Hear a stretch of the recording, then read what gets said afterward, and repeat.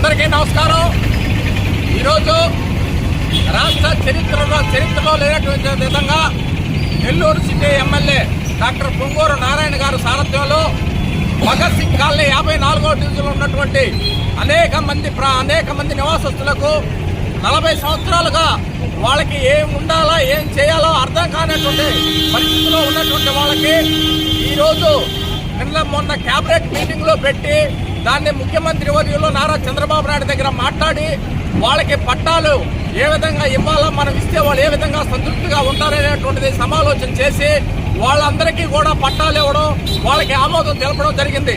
కాబట్టి ఈ సందర్భంగా ఒక చరిత్ర 40 సంవత్సరాల చరిత్రలో ఒకేసారి 1400 పట్టాలు ఇవ్వడం ఈ నెల్లూరు సిటీ చరిత్రలో లేదు.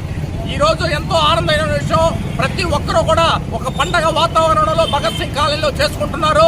కనుక అందరి తరఫున నారాయణ గారికి ముఖ్యంగా ఆయన ఎప్పుడూ కూడా ఇదే విధంగా ప్రజలకు సేవ చేస్తూ ప్రజలకు అందుబాటులో ఉండాలనేటువంటి దృక్పథంతో ఆయన తీసుకునేటువంటి ప్రతి నిర్ణయానికి నెల్లూరు సిటీ ప్రజలు ఆమోదయోగ్యం తెలుపుతారని, వాళ్ళకి ఎప్పుడూ మద్దతు తెలుపుతారని, వారు ఎప్పుడూ కూడా నెల్లూరు సిటీ ఎమ్మెల్యేగా ఉండాలనేటువంటి మనస్ఫూర్తిగా కోరుకుంటూ వారికి ధన్యవాదాలు తెలియజేస్తున్నాం. అదేవిధంగా ఈరోజు భారతదేశంలో జరిగేటువంటి దౌర్జన్యాలకు, ఉగ్ర దాడులకు నరేంద్ర మోడీ కూడా మద్దతు తెలుపుతున్నాం. జై భారత్, జై నరేంద్ర మోడీ. నమస్కారం. ముందుగా ఈ ప్రోగ్రాం ఏర్పాటు చేసినటువంటి 15వ డివిజన్ అధ్యక్షులు గౌరవనీయులు సోదరులు వెంచల్ చౌదరి గారికి ధన్యవాదాలు తెలియజేసుకుంటూ ఈరోజు 1400 పట్టాలు తీసుకొచ్చి నెల్లూరులో ఒక చరిత్ర సృష్టించిన గౌరవనీయులు మా మున్సిపల్ శాఖ మంత్రివర్యులైనటువంటి పొంగూరు నారాయణ గారికి ధన్యవాదాలు తెలియజేసుకుంటున్నాం.